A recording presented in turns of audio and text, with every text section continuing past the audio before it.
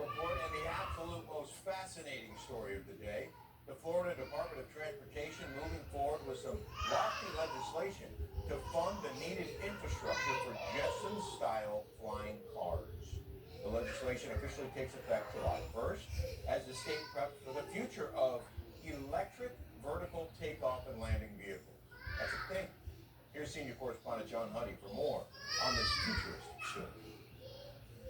Rick, other states have passed legislation having to do with these so-called flying cars and air taxis, but Florida is really trying to be at the forefront with what's called House Bill 1093. This is called the Advanced Air Mobility Law. It goes into effect July 1st, and it really lays the regulatory and financial groundwork for air taxis and for flying vehicles here in the state of Florida. Now, Governor DeSantis signed it into law back in April. As I said, it goes into effect July 1st. It allows the state to fund up to 100% of public vertiport construction and electric charging infrastructure for what are called electric vertical takeoff and landing aircraft, or eVTOL aircraft for short, what are commonly referred to as flying cars. Now, if federal funding is available, then Florida can cover up to 80% of the non-federal share. Some companies are already designing these types of aircraft, including right here in South Florida. As a matter of fact, Aroni is an aerospace company not far from our studios here in Boca Raton that's already developed a prototype of an eVTOL aircraft. The co-founder of that company, Doron Menninger, is an Israeli-American designer and entrepreneur. And speaking of Israel, Israel is at the forefront of a lot of these types of eVTOL aircraft, and actively working with U.S. companies, engineering firms, and even the U.S. government in developing eVTOL aircraft and getting them ready for flight here in the United States. And speaking of South Florida, in Miami, the luxury skyscraper called the Paramount actually has a skyport designed specifically for flying taxis to land and take off from at some point very soon.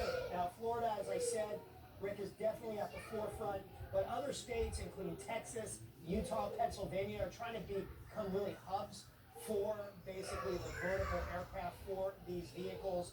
The U.S. Department of Transportation, the DOT, and the FAA have also launched basically trial and testing programs across 26 states. So the bottom line is the future is here, and we're going to see these flying taxis very soon.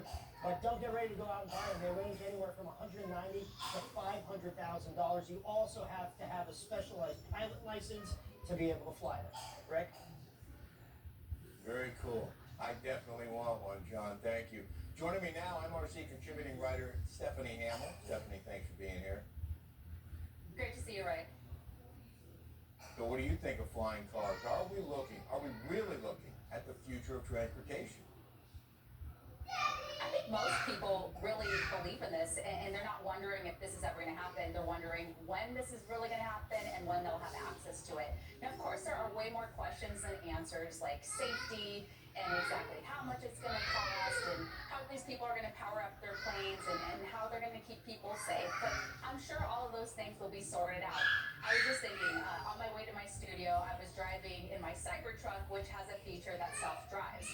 I mean, just a few years ago, I would have never thought something like that would have ever happened. I mean, it is incredible where we are when it comes to technology. So things that we thought were never possible are actually happening now. So yes, just like you, Rick, I don't know when I'll have access to a flight on one of these planes and if it'll be available for people like me. Of course, it's going to be a cost. It's going to be probably above, certain people's levels of access, but it'll be fun for those who can.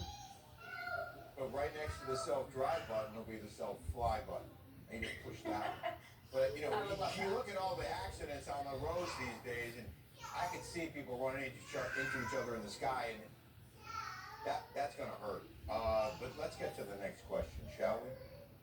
Let's New Obama Center, open in South Chicago.